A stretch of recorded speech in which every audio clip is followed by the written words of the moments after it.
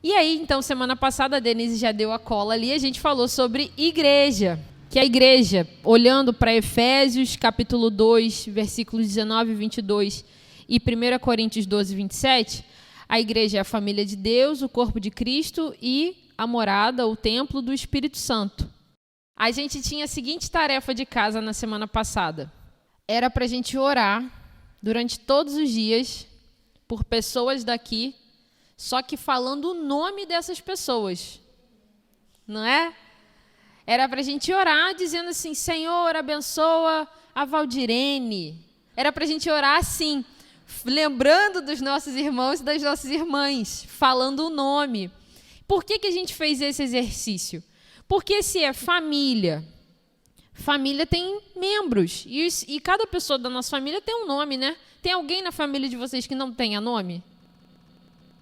O exercício era esse. Gente, eu confesso que para eu ter conseguido orar por vocês, pelo nome, durante a semana, eu precisei de vocês. A gente teve a Semana da Família, em que nos reunimos nos lares. O último lar que a gente se reuniu foi o da Ângela e do Lino e da Emily. E aí, eu, estando com vocês, conseguia, poxa, tem fulano, tem. Aí ficou mais fácil. Então, eu só consegui fazer o dever de casa, e eu admito, só consegui fazer o dever de casa porque eu estava com vocês, nas casas, olhando para vocês, vendo vocês. Mas olha só, tem uma citação aí que diz o seguinte: hoje as pessoas falam sobre entrar em uma igreja como se fosse um clube, ou ir à igreja como se fosse um prédio, ou gostar da igreja como se fosse um show. Vocês já falaram isso? Ou já ouviram alguém dizer, entrei na igreja, entrei para a igreja. Ou então assim, não vai na igreja hoje não? E aquela outra frase assim, não gosto daquela igreja? Todo mundo aqui já disse essas coisas, certo? Só que quando a gente para olhar para a igreja do Novo Testamento, a igreja que o Senhor Jesus criou, a igreja ela não é um clube em que você entra ou sai. A igreja ela não é um prédio em que você está. E ela também não é um show que você pode gostar ou desgostar. A igreja, como a gente viu no domingo passado, ela é família, corpo e casa. Então, a igreja ela é composta de pessoas. Hoje a gente vai entender que a igreja ela é plural e invisível. Por quê? Porque se trata da reunião de todos os eleitos de Deus de todos os tempos. Então, a gente vai ver uma imagem agora e eu quero que vocês me digam o que esse homem ele está segurando. O que ele está fazendo nessa corda? Gente, então o homem ele está segurando uma corda, ele está dando um nó. E qual é o plural de nó? Nós. O poema que eu coloquei lá, ó. Um nó, dois nós. Eu mais um ou mais. Um ser simplesmente. Olha que bonito que o poeta fala. Se o nó é na garganta e um de nós aflito, o outro sossegado, erudito, tem um antídoto. É um poema de uma música de uma banda chamada Oficina G3. Plural de nó é nós. E a Bíblia ela vai trazer o seguinte para a gente, lá em Eclesiastes, que melhor é serem dois do que um, porque maior é o pagamento pelo seu trabalho. Porque se caírem, um levanta o companheiro, mas ai do que estiver só, pois caindo não haverá quem o levante. Versículo 11, também se dois dormirem, juntos eles se aquecerão. Mas se for um sozinho, como se aquecerá? Se alguém quiser dominar um deles, os dois poderão resistir.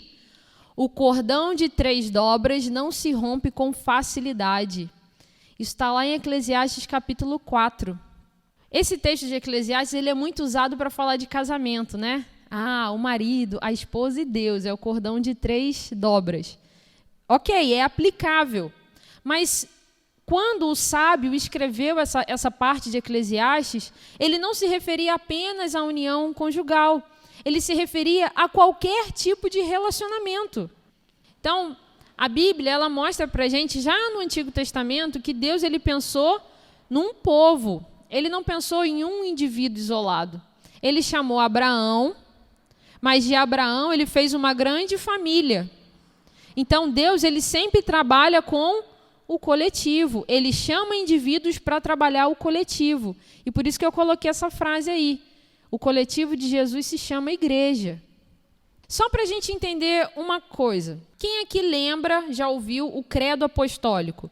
Creio em Deus Pai, Todo-Poderoso, Criador dos céus e da terra. E aí vai. Tem uma parte do credo que diz assim: creio na Santa Igreja Católica. Ou então, na Santa Igreja Universal. Está escrito isso no credo. O que significa isso? Católico e universal significam a mesma coisa. A palavra católica tem o sentido de universal. E universal tem o sentido de tudo, que engloba tudo. Então, quando a gente fala que a igreja ela é católica ou quando a igreja ela é universal, eu não estou me referindo à igreja católica romana, simplesmente, embora essa igreja também faça parte do povo de Deus. Tem gente salva ali, tá bom, gente? Isso é ponto comum aqui pra gente, né? A gente não pode pegar a banheira com a criança e jogar a água da banheira com a criança fora. Então, tem gente salva lá. E também, não estou me referindo, nesse momento, à igreja que a gente conhece universal do Reino de Deus. Também tem gente salva lá. Mais uma vez, não vamos jogar água da banheira com a criança dentro. Mas, quando eu falo que a igreja ela é plural, eu também estou me referindo nesses termos, de que a igreja ela é universal, ela é católica. Ou seja, ela é do mundo inteiro. De todas as épocas. Ela não é só brasileira, ela não é só americana, ela não é só carioca. A igreja ela é do mundo inteiro, então ela é universal, gente de tudo quanto é jeito. Ok?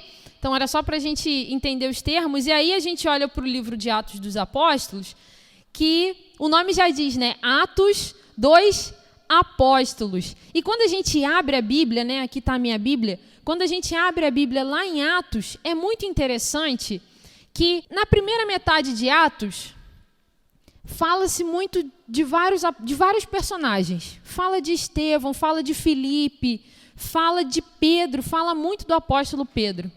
Aí na segunda metade de Atos, fala muito de um outro personagem, que é Paulo, também um apóstolo.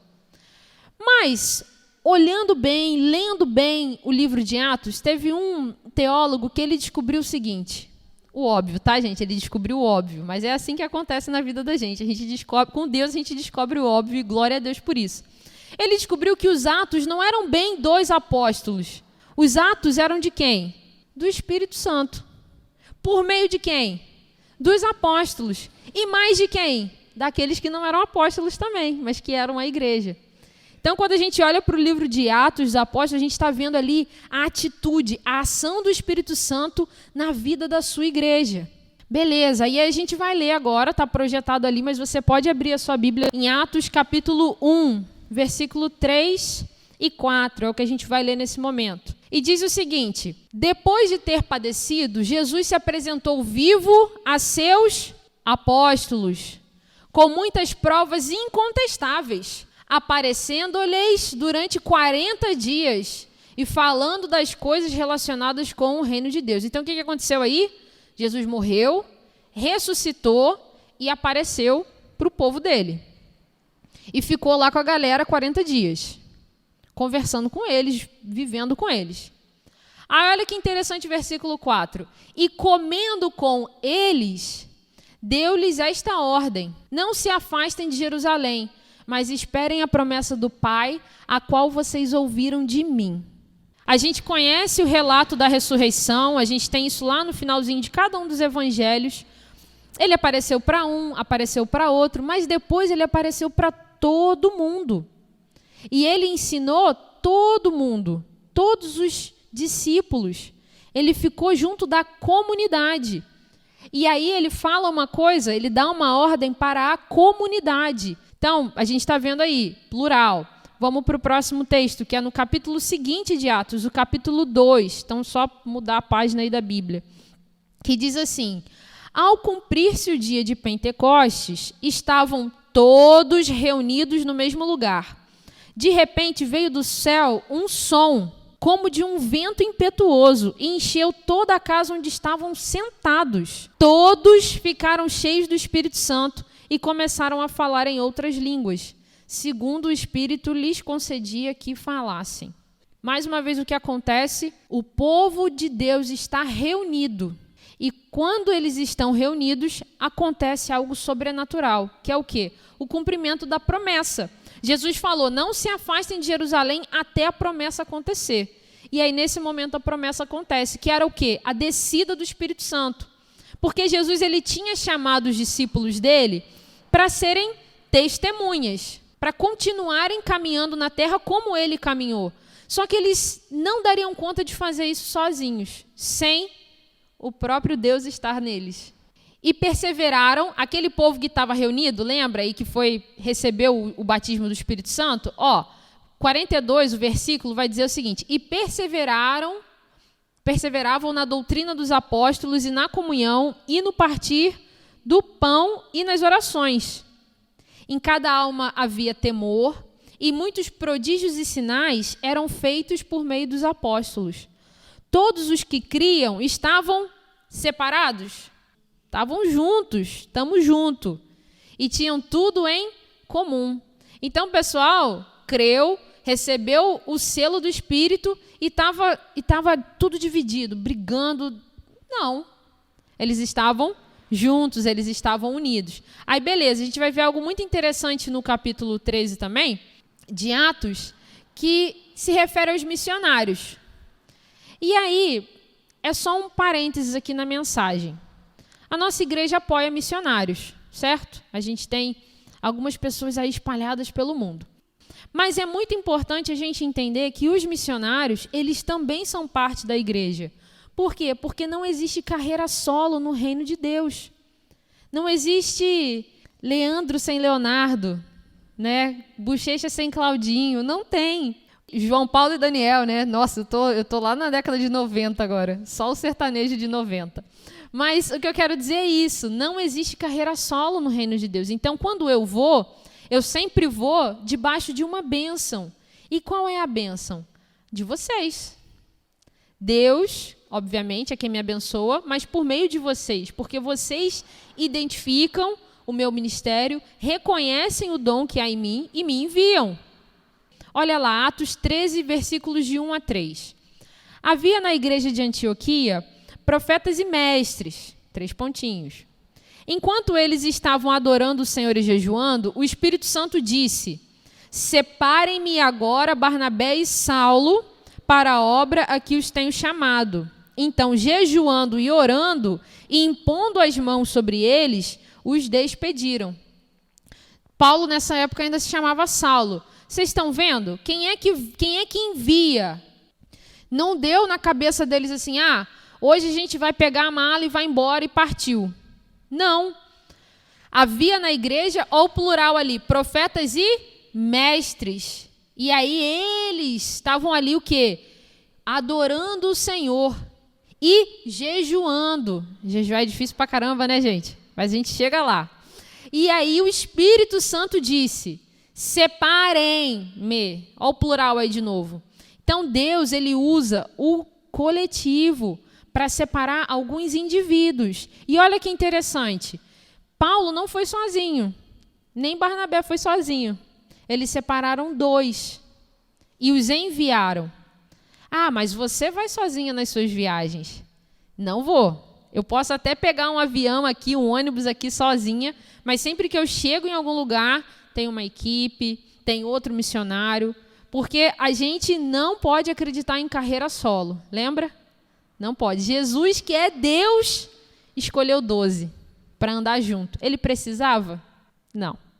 Mas ele escolheu para dar o exemplo para a gente. Então, beleza, vamos avançar. E aí o próximo slide diz o seguinte, tudo o que fazemos individualmente tem impacto na coletividade. Quem falou isso foi um pastor chamado Flavinho Marques, num livro muito interessante chamado Igreja Não Se Faz no Singular. Gente, não ache que o que você está fazendo com a sua vida não influencia a igreja. Não acredite nisso, porque aquilo que você faz na tua casa, no teu trabalho, no teu secreto, tem impacto sobre a igreja sim, porque nós somos família, corpo e casa, no plural. A gente é um junto. 1 nó, 2 nós. E aí a gente entra num próximo tópico da mensagem, que a gente falou que a igreja ela é plural, e a gente falou também que a igreja ela é eleita. O ponto aqui é eleição divina, eleição espiritual. E, gente, isso é, na teologia, chamado de doutrina da graça. E é algo muito importante para a nossa vida. Porque tem muita gente que caminha, frequenta uma congregação como essa, mas são pessoas que estão debaixo do medo. De quê? Hoje eu estou salvo, hoje eu não estou salvo. Não, poxa, pequei, vou para o inferno. Existe um princípio bíblico, e eu não vou me aprofundar nele hoje, porque a gente está falando sobre a igreja e não sobre a eleição em si. Mas existe um princípio bíblico que a gente vai ler ali no texto de João. Quem falou isso foi Jesus. João 15, versículo 16. Não foram vocês que me escolheram, pelo contrário, eu os escolhi e os designei para que vão e deem fruto. E o fruto de vocês permaneça, a fim de que tudo que vocês pedirem ao Pai, em meu nome, Ele lhes conceda. Então, não foram vocês que me escolheram, pelo contrário, eu os escolhi. E aí tem muita gente que fica super preocupada com esse negócio. Como é que é isso? Eu não escolhi, Deus que me escolheu. E a pessoa fica ali criando uma capoeira ali nesse negócio de escolher. Mas olha só que parte importante que a gente não vive. Ele escolheu, ele falou, isso aí é incontestável, está escrito na Bíblia. Mas ele escolheu para a gente amar uns aos outros. E a gente não fica gastando energia, como a gente fica para discutir essas coisas da teologia, para amar o outro. A gente gasta muito mais energia para ficar discutindo a nossa opinião do que para amarmos uns aos outros. Então, quando a gente fala de uma doutrina da graça que é chamada de eleição, né, e essa graça que vem de Deus, que é dom, que a gente não merece, mas o Senhor Ele distribui, a gente tem um tesouro como esse, o próprio Jesus falando. Então, por isso que a gente pode ter segurança naquilo que Deus já fez na nossa vida. Se Deus te chamou, Ele é fiel e forte o suficiente para te segurar. Ainda que você caia, Ele levanta. A gente tem um problema, o pecado. Mas a gente tem um Deus que é maior do que o nosso problema. Então, esse Deus que nos escolheu, esse Jesus que nos escolheu, que nos alcançou, Ele é muito grande. E Ele vai segurar a gente com cordas de amor. E aí a gente vai olhar um outro texto das Escrituras, que é um texto que eu vou deixar aí o dever de casa número 1. E aí vocês vão ler esse texto. E vocês vão ter dúvidas. E aí vocês vão conversar com o pastor, tá? Vocês não vão conversar comigo, não. Aí vocês resolvem com ele as dúvidas de vocês, tá bom?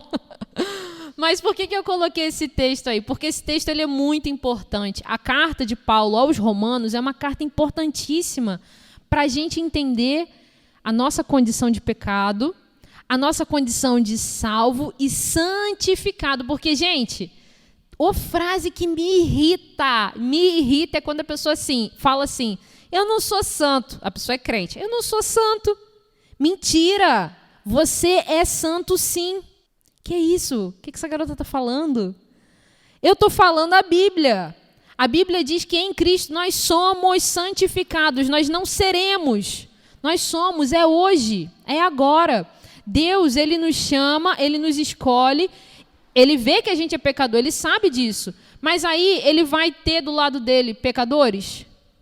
Não, porque Ele é santo. Então, se Deus é santo, e santo significa separado, único, exclusivo, como é que Ele vai ter do lado dele gente que não é santa? Então, quando Ele nos chama, Ele nos santifica. Então, claro, nós somos santos sim. Eu sou santa sim, tá bom? E aí de quem falar o contrário. É claro que eu entendo que quando a pessoa está falando disso, ela tá se referindo ao santo, né? Aquele santo que é uma imagem, que fica em pé, assim, parado, né? Que não faz nada de errado. Porque, claro, né? Não tem nem vida, como é que vai fazer uma coisa de errado? Está lá em pé, parado. Eu entendo. Mas, gente, é profundo. Valdir, você é santa, Valdir. Santa Valdirene. Santa Dani.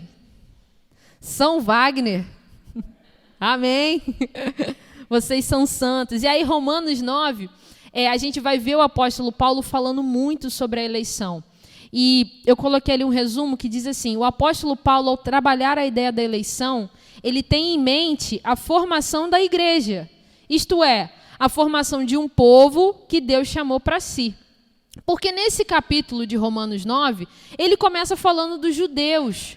E aí é todo um assunto em especial que a gente não vai tratar hoje com profundidade. Mas lembrando, Deus ele escolhe um homem, Abraão, né, para cumprir uma promessa que ele tinha feito para quem? Para Eva.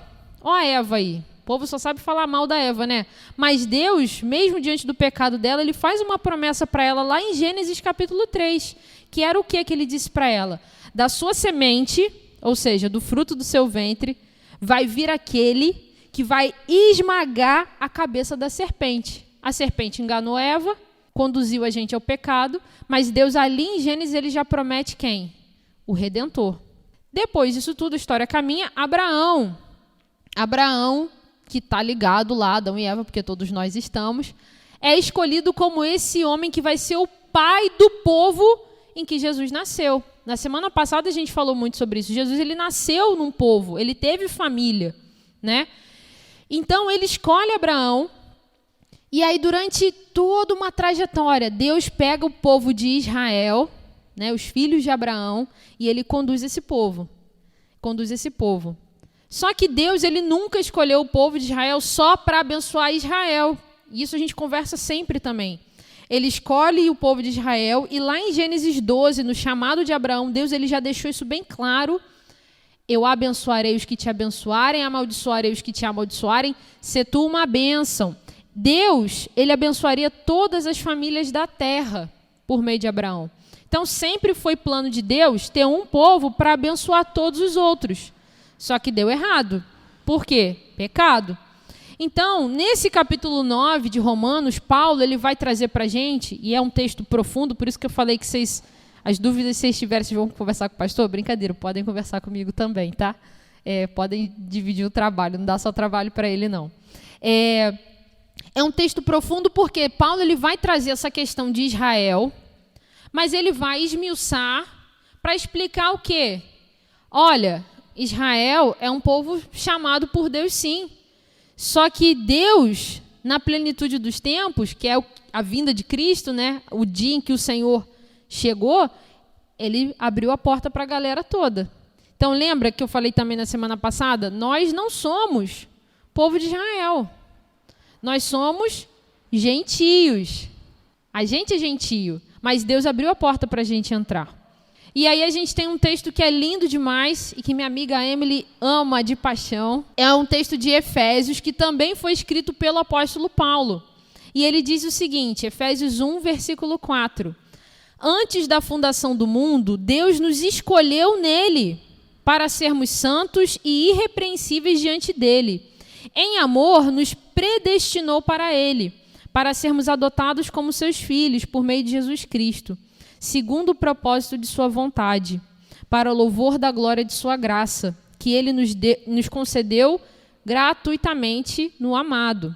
Em Cristo fomos também feitos herança, predestinados segundo o propósito daquele que faz todas as coisas conforme o conselho da sua vontade, a fim de sermos para louvor da sua glória, nós, os que de antemão esperamos em Cristo. Para finalizar, versículo 13. Agora é a cereja do bolo. Nele também vocês, depois que ouviram a palavra da verdade, o evangelho da salvação, tendo nele também crido, receberam o selo do Espírito Santo da promessa. Olha que legal. Isso daí ecoa lá no que a gente leu em Atos, que Jesus falou para a galera esperar, que eles iam receber a promessa, e eles esperaram, o Espírito Santo veio. E aí Paulo aqui está falando para a igreja de Éfeso o seguinte, vocês receberam o selo do Espírito Santo da promessa. Então isso é muito lindo. A igreja de Deus ela é plural e ela é uma igreja eleita. E esses dois pontos levam a gente para o último ponto, que é o seguinte, a igreja ela é invisível. Como assim a igreja é invisível? Eu estou vendo a igreja. Gente, olha nessa foto aí. Isso daí pode ser a foto de um culto, né? Um culto desses mais animados, com uma banda incrível, luzes e tal. Um dia a gente chega lá, né, Ronaldo? Parede preta? Não.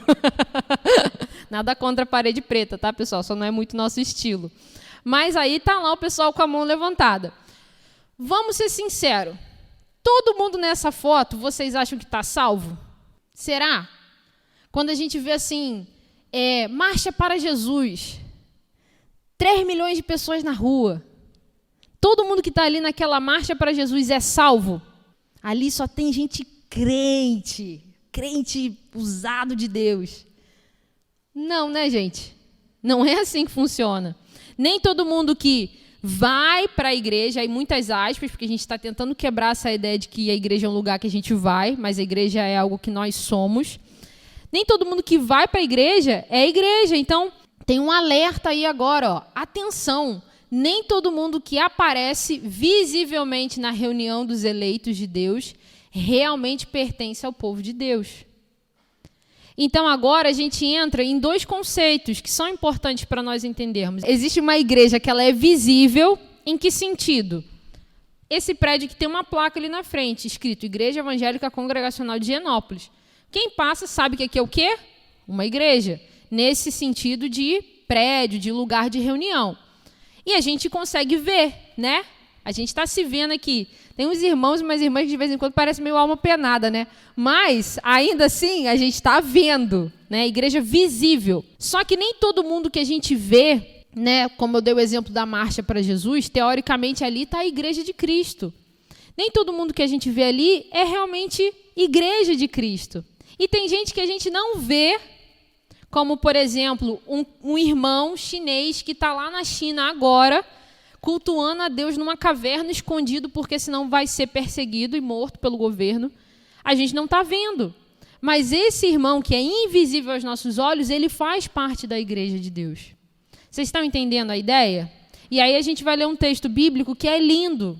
Apocalipse 7, versículo 9. Depois destas coisas, vi e eis grande multidão que ninguém podia contar, de todas as nações, tribos, povos e línguas, em pé diante do trono e diante do Cordeiro, vestidos de vestes brancas, com ramos de palmeiras nas mãos, e clamavam com forte voz, dizendo: ao nosso Deus, que está sentado no trono, e ao Cordeiro pertencem a salvação.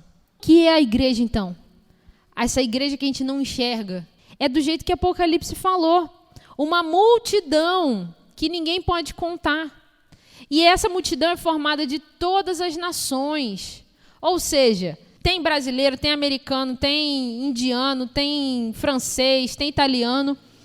Mas não só nação nesse sentido que a gente entende, de território geopolítico, mas nação no sentido bíblico, que tem a ver com etnia, ou seja, com povo.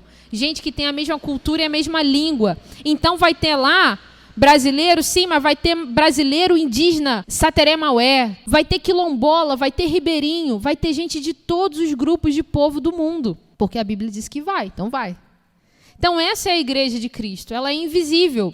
A gente não consegue contar essa igreja.